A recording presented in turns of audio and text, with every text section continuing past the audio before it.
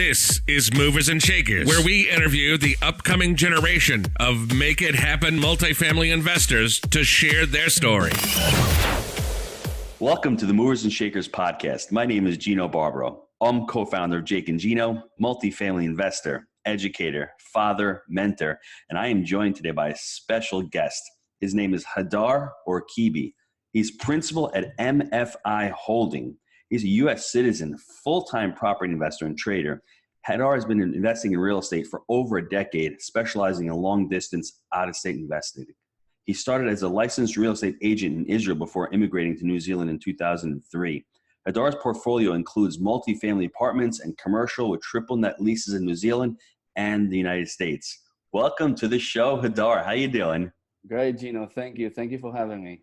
So you've got an interesting story. I met you about 3 years ago. I remember we did our first live event. You're in the audience and we just meet and I'm like, I've never met anyone from New Zealand, and Hadar is a make it happen person, as you're going to see throughout this whole interview. He gets on the plane and he comes to Jacksonville and we go out to lunch. We go out to a barbecue place for lunch, and that was the start of a great relationship. Do you remember that, Hadar? Yes, absolutely. You know, you were kind enough to meet with me when I was doing my market research tour. So I went to a few markets and went to see Jacksonville, and, you know, we met for lunch and it was great. And it was close to 3 years ago now. And, you know, since then we've gone a long way. So It was great. You know. So why multifamily, Hadar? Why have you chosen multifamily as a niche? Multifamily is really an asset that allows you to scale up.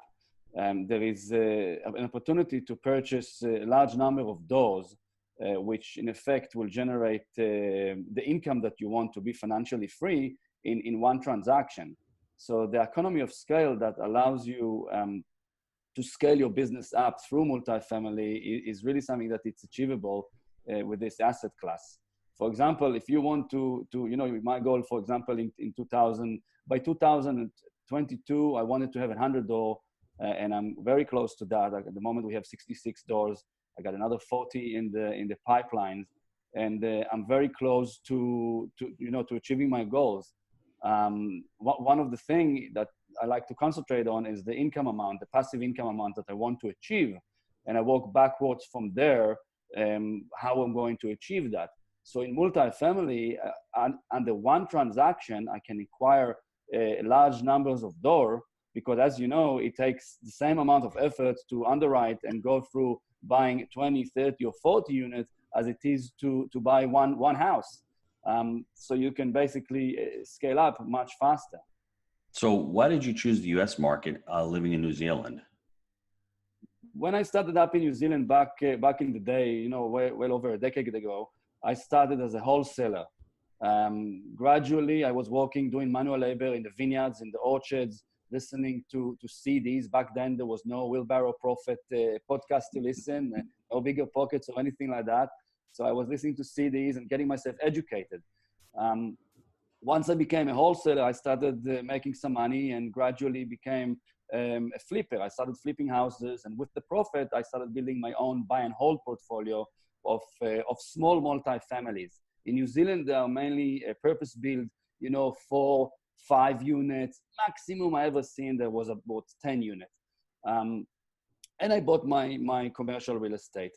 I got to the point that my portfolio has appreciated significantly. I invest mainly in Auckland, New Zealand, which is a very strong market. It's the economic hub of New Zealand. That market matured significantly. So now it's more like Boston, New York, LA, very, very low cap rates. So although I have a lot of equity in the market, and now I have cash flow as well because I invested, started investing, close to 15 years ago now. But I can't really buy more properties, which will make sense. So as an American citizen, about 3 years ago, I started to look into the US and go into an asset class, the multifamily class, to increase my cash flow and go more towards my my financial goals, which is obviously a larger amount of passive income. And the thing I like about multifamily is that it's really a matter of increasing your income, basically reducing your expenses if you get the right asset, and you create a higher NOI. which in effect will create a higher cash flow and higher value in the back end once you finish repositioning and the asset is stabilized. So it's really a process that we learn through the community to achieve your goal for this asset class. So Hadar, I have a lot of students and people who tell me I can't invest outside my backyard. They live in New York and they can't invest in Florida. How do you live in New Zealand and a different continent and invest in the United States? First of all, the main thing for that is the mindset thing. Because if you don't have the right mindset, there's a lot of hard work with this business, whether you are in the same state even, or if you're in America wanting to invest out of states. I think you need to really understand that there are challenges. This is not a quick fix, get rich situation. You need to work hard. You need to, the crucial point of investing out of area is to have a good team on the ground. So once you got a good team on the ground, you can make it happen. When I mean team on the ground, I mean you need to have a good property management company. You need to have a good third-party property management company. And that's your first port of call. You need to start relationship with brokers, with handymans. Once you visit the market, you really need to have some boots on the ground as well, whether it will be a partner in that market, whether it will be the property manager or a handyman that you formed relationship with. So investing out of market, it's not something that you can do without visiting the market. You really need to be committed to visit the market at least, if you're out of states, at least maybe every 2 or 3 months. Go there, meet the people, maybe even create some meetups. We encourage our students here in Jake and Gino, which I'm part of the accountability coaching, is to create meetups and go and network with people and widen your network. You can't do it in remote control and think that it's going to happen if you're not prepared to put the effort to expand your net and really be present in that market. It's really important to create that presence. So when you went to Jacksonville, you were looking at that market. How did you select a market where you are right now? What was the criteria? What did you like about the market that you selected? So really, Jacksonville, it's a great market. It's a growing market. It has population growth. It has a job growth. And this is really something that I learned from the community and through the education platform, which I've done. I've done all the video courses and going through all the coaching sessions that are there. You really need to research the population growth, the job growth. We like landlord-friendly states as well. We don't want to invest in states which are not friendly.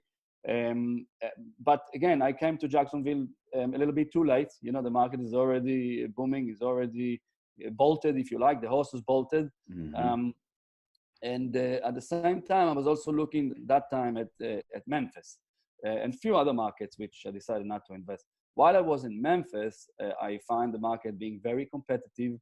And I met a few people who also from New Zealand who've been investing in Memphis. And through them, I went to get to know some other people, which indicated to me that that Arkansas could be a good choice because it's kind of under the radar a little bit.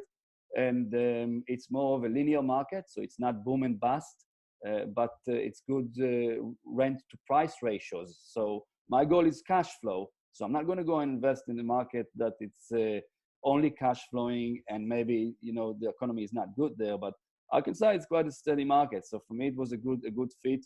And of course, like I said earlier, there was a solid opportunity here for me to build team on the ground, because I knew some people in the market. I got introduced to people who I felt I could build a relationship with. And I've been introduced to a very good property management company, which will be able to execute what I wanted to execute here.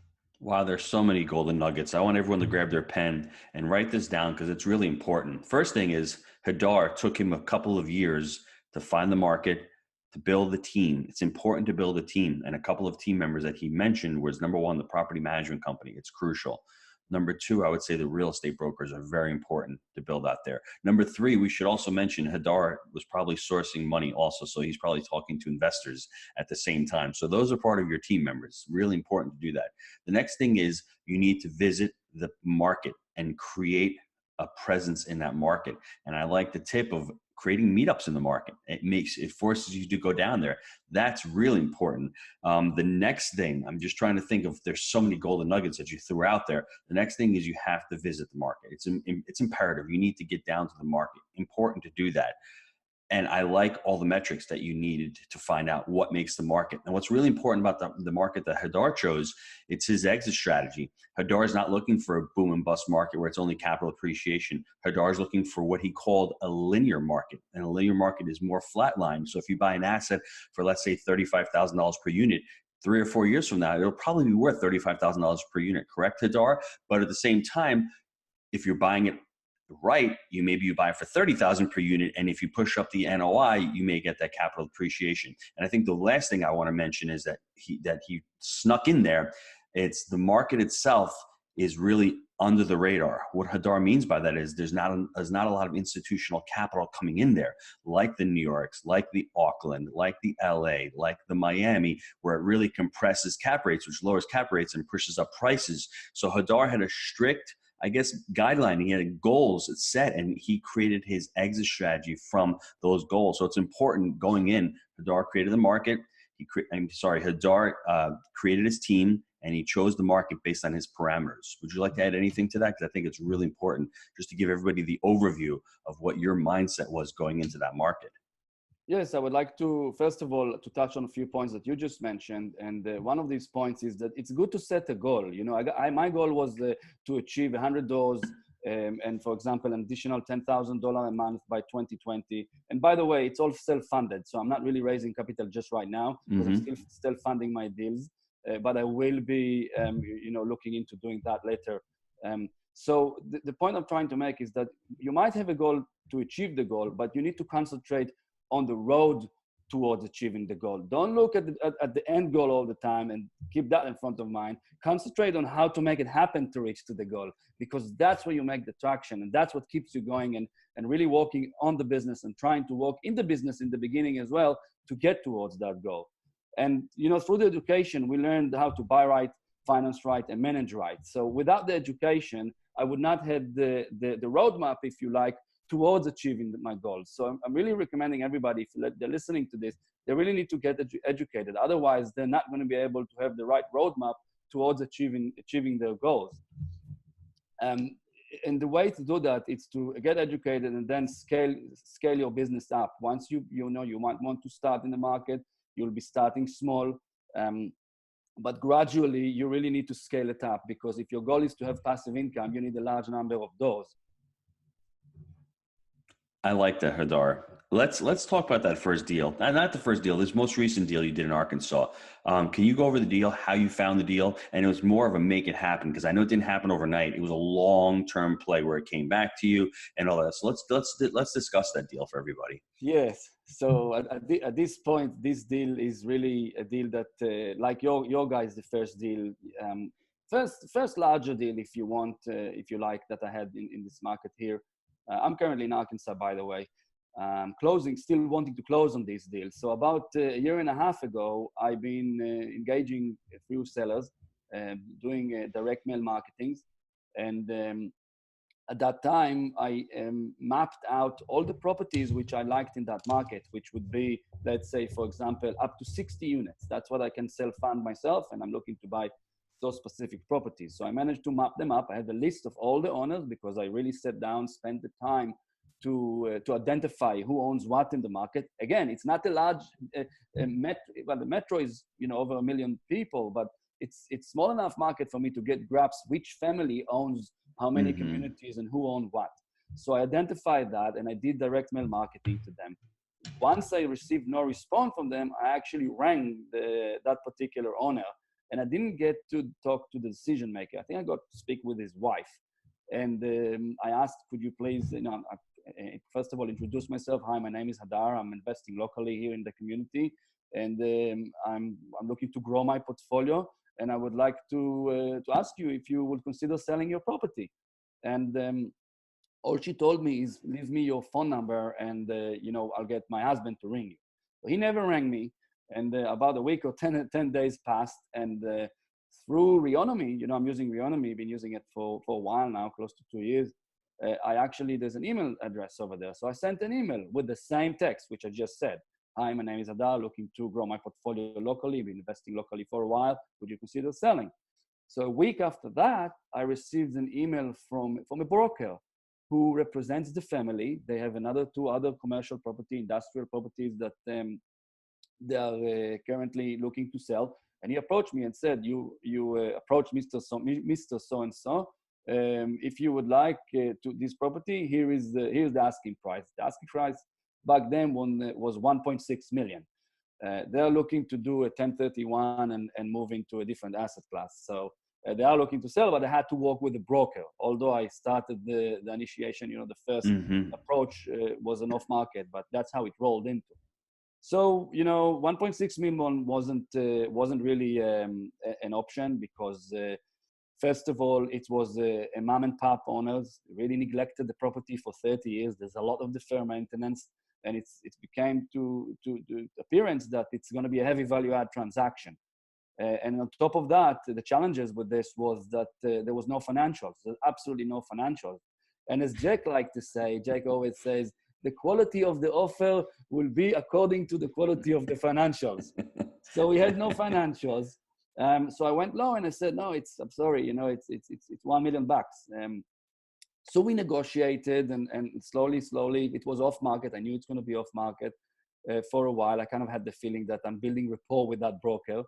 And at some point, they had a fire on the property, and so the property is 45 units. It's comprised of 11 fourplexes and one manager unit, which is actually a standalone 2-bedroom unit. So it's all up 45 units.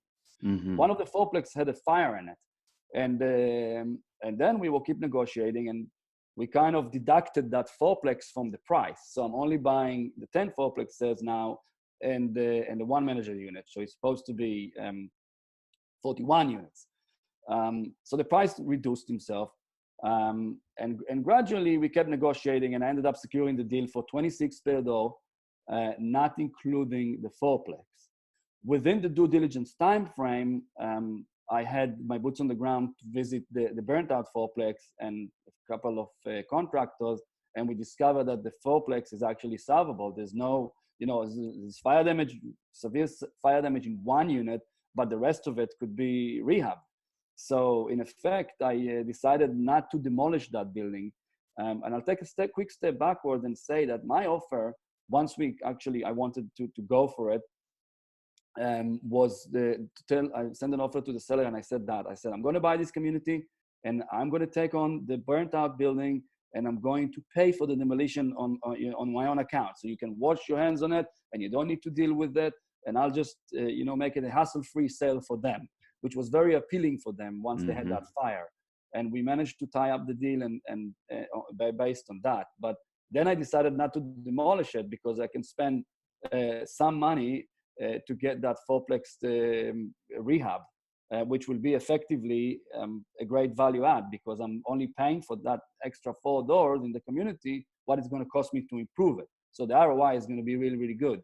So if I'm in for 26 per door, we're going to spend anything between $5,000 to $7,000. We're going to do half of the community a basic rehab, and then we're going to do the other half, which we're going to do it as a premium rehab with some granite, and we're going to have a rent range there of between $550 to $625 for the premium rehab. So it's going to be a really nice rent bump. Those units being rented currently for $445 per door. So wow. There's off the cards, there's a mixture. Let's list some other units for about $450 to $600. So I know the market well anyway, but already there are some units now since we got the property under contract that they have already $100 rent bumps by the current management because I think they actually want me to keep them, which I'm not going to. So they're making a bit more in an effort. Mm-hmm. But there's $150 rent bumps roughly. There's about currently 35% loss to lease. Loss to lease means that from what the currently property is rented for, there is 35% rental upside in the rent, which will result in a massive value add opportunity.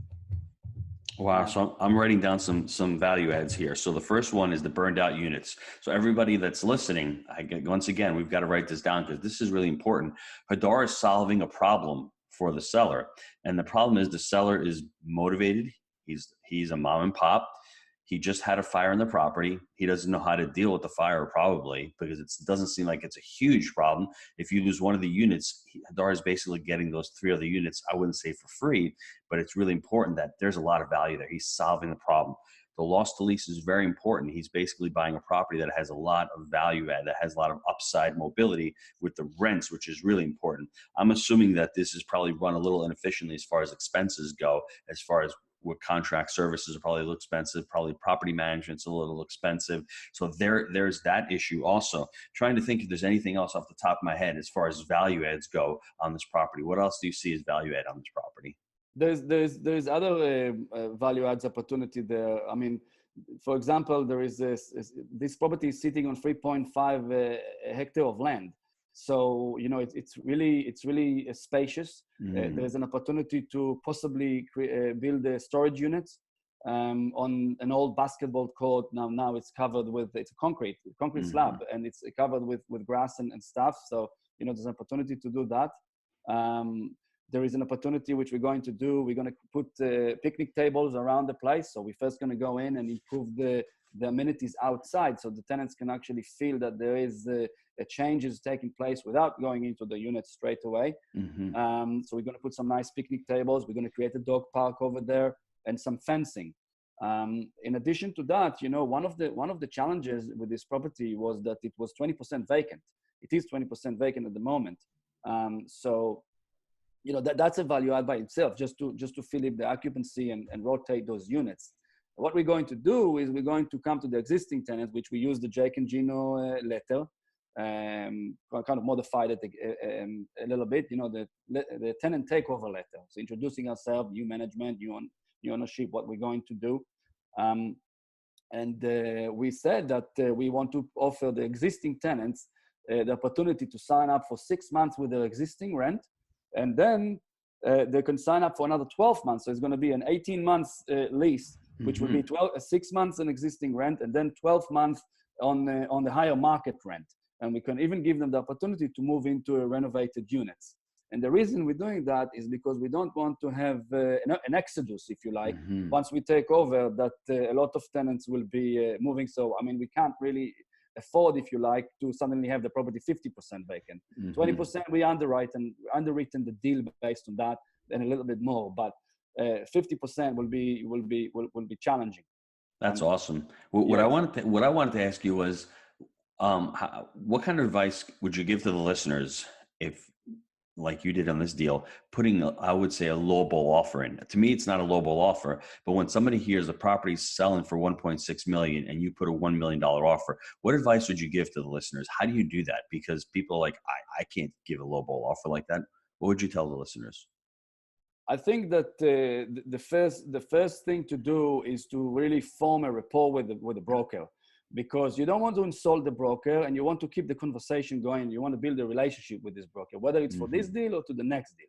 So I think you need to take the time to talk to the broker, whether you're there in the place. If you live in the States, in the location, or even if you're traveling, you really want to walk through the property, so they see that you're making some kind of an effort to evaluate the deal. That's number one.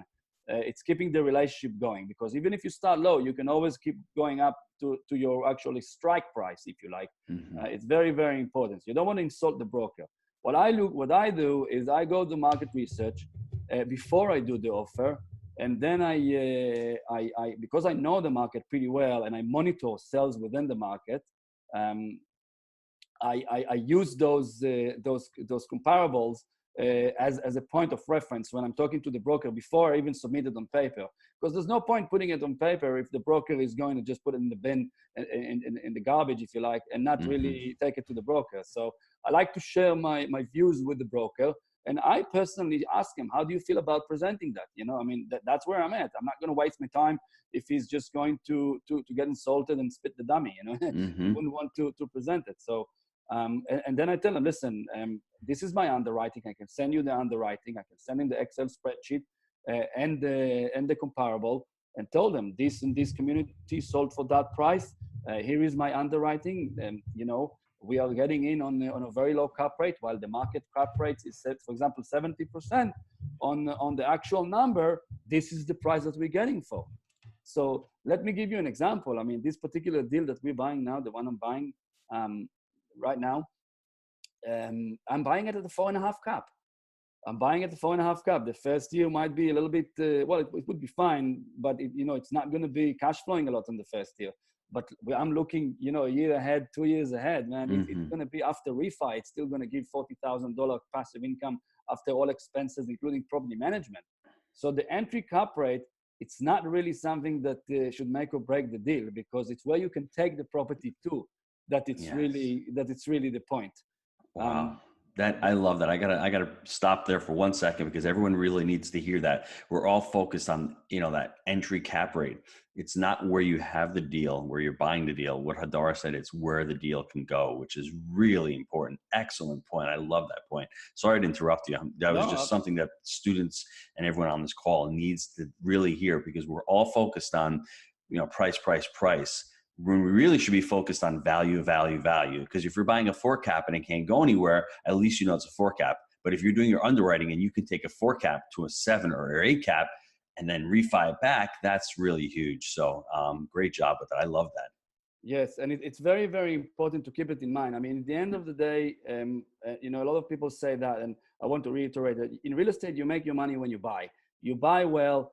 I don't mind buying at a lower cap rate. Cap rate is immaterial, because, I know how much value add there is in the property. Mm-hmm. And the fact that there is 20% vacancies and the rent are 35% under value, that reflects a lower cap rate because the income is low. But that's the opportunity. That's the value add. That's how we got in. We repositioned the asset.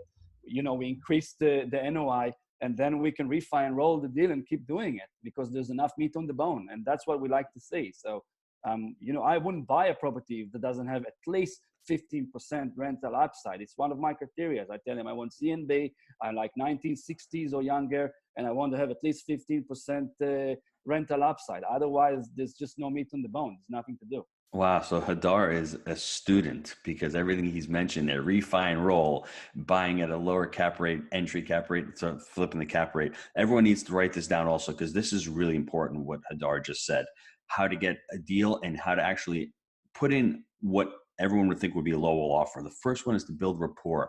That's so important, building rapport with the broker and not just throwing out a number and really destroying that relationship. The second thing is Hadar knows the market. He spent time in the market. He knows where cap rates are. He knows what it costs to run a property expenses per door. He knows what the typical income on the door is. That's really important. He's educated about the market, and it doesn't happen overnight. Hadar's been doing this for 3 years, and he's been in that Arkansas market for over a year and a half, 2 years. So he knows the market really well. And the third one is send your underwriting over. Share the underwriting with the broker. And if it doesn't work, that's okay. And say, Mr. Broker, I'm sorry, this deal doesn't work. When you get another deal, just send it over, and I love to work with you. So you're saving face. And there's no such thing as a lowball offer. I had a quick joke about it. We were selling a property, and the broker said to me, whenever you get an offer, a lowball offer, just say, hey, you know what? Thanks for the offer. That's the best offer I've gotten all day, but it's just a little too low for me. So that's what you just say. I mean, if the offer is too low and it doesn't work, that's fine. But Hadar has a lot of buy right parameters nailed down. And if they don't work for him, he's just going to go on to the next deal. So that's really important. I love that. Yes. Let's just take a quick break to hear from our sponsors. Sure. Hello, everybody. Jake and Gino here, and it's that time of year again. Rand Cares is looking to feed 20,000 hungry children this fall, and we can do it with your help. Our mission is to improve the lives of others by creating communities that allow people to become the best versions of themselves. Rand Cares was created to help further this mission. Please visit our Jake and Gino Facebook page and click the Rand Cares link pinned to the top of the page to donate and help fulfill our mission by feeding 20,000 hungry kids this fall. Thank you for partnering with our family of companies to make a huge impact in our community.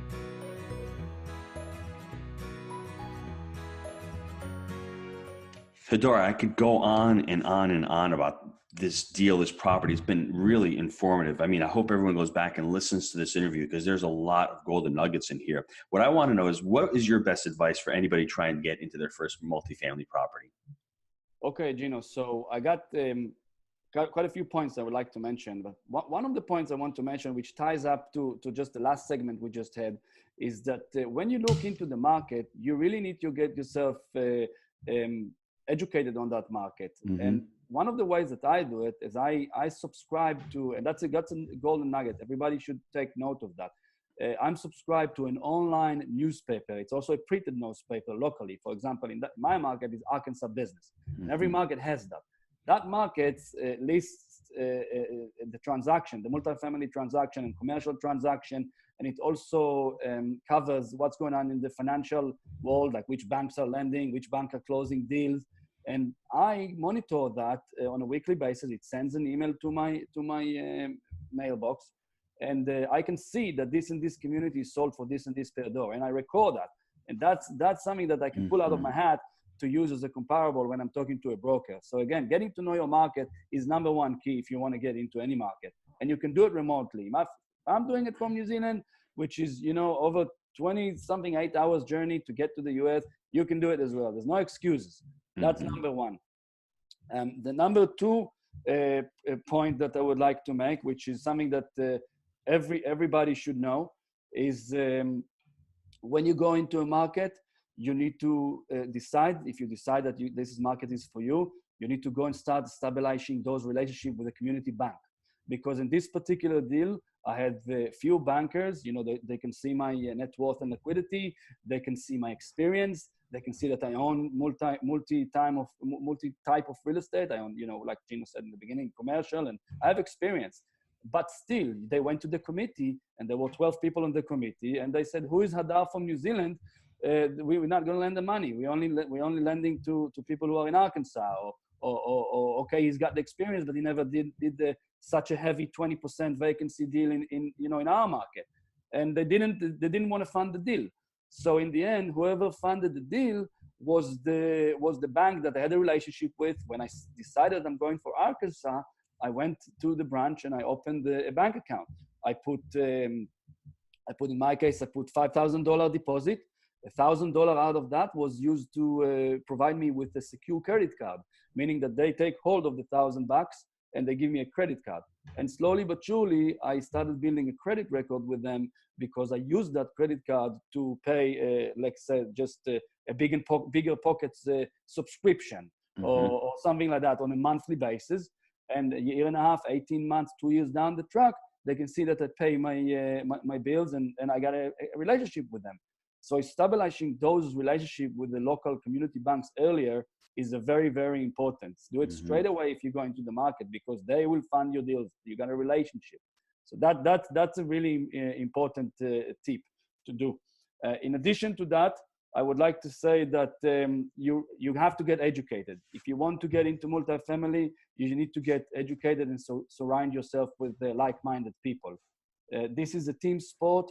We bounce ideas from each other through our community on a regular basis. If you're part of the community, you'll see I post a lot of things there, whether I share my experience or whether I ask questions for feedback.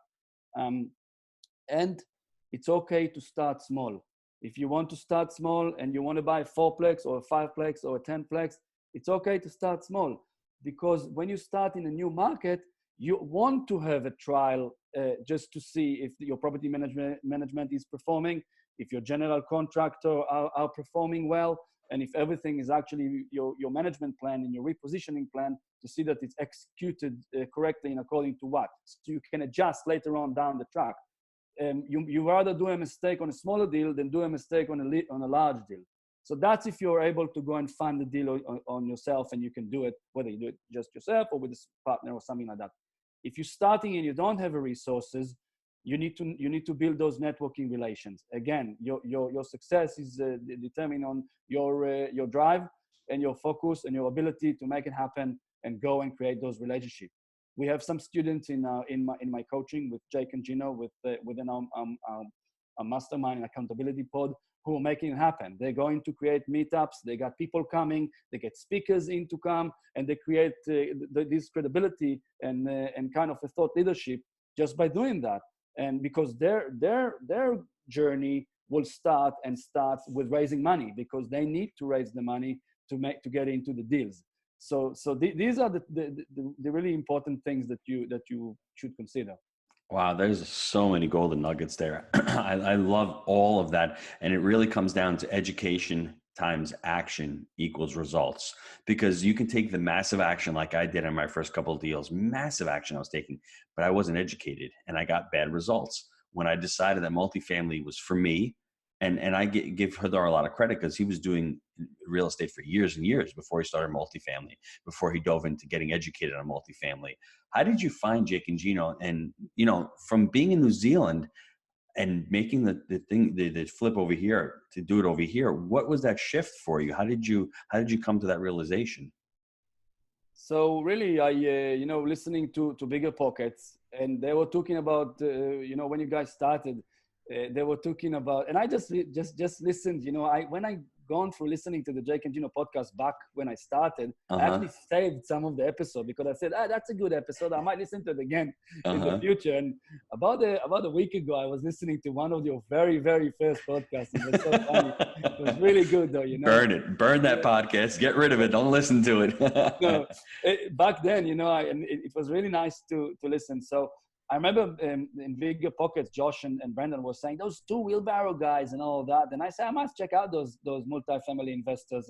And then I got into your podcast, and the rest is history, because you provide so much value. And I must say, Gino, we connected, in a way that it's really, you guys are very approachable. You're very real. Make it happen, and just made it, made it a good option for me. So yeah, I read the book. I bought the book on Amazon. I read the book, a Wheelbarrow Profit book. If anybody wants to learn about multifamily, it's all there. You need to read that. Another great book I can recommend on multifamily is Brian Mary's, Crushing It with Brian Mary's. A lot of good case studies there, and it's a good book. But yeah, for me, the Wheelbarrow family, for me, it offers everything I need. I feel like it's, for me, it's everything I need. So this is awesome. I wish Josh was here because I'd let him recap it. But for me, recapping the whole show right now is really about clarity, right? You got really crystal clear on your goals. The second thing is setting the goals. The third thing is the book from Atomic Habits. Don't fall in love with the goals. Fall in love with the process or the system to get to those goals. And Hadar's process is really building rapport, knowing the market, finding the market, doing direct mails, getting lead flow. That's what Hadar, I think, really enjoys to do. And he's not worried about getting 100 doors or 200 doors because it's going to happen. Maybe it might not happen tomorrow, but it will happen. He's not focused on that goal. He's focused on the process. He fell in love with that process, right? That's really important to do.